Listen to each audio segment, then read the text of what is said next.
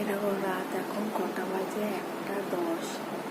এই যে আমি এখন কি করছি দেখো, এই দেখো আমি এখন এই যে জামা সেলাই করছিলাম ঠাকুরের জন্য, নিজের হাতে করছি, বানাচ্ছি।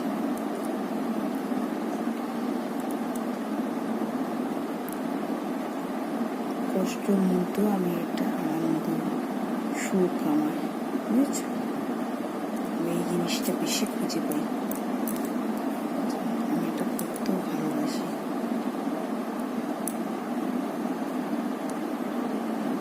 এটা আজকে নতুন একটা মডেলের জামা বানাবো, এটা ওপরটাও বানাবো, সেটাও তোমাকে দেখাবো। অনেক রাত হয়ে গেছে, মশাই জানতে পারলেই চিল্লাচিল্লি।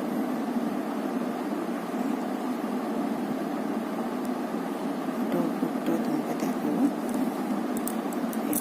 কেমন হয়েছে বলো বন্ধুরা।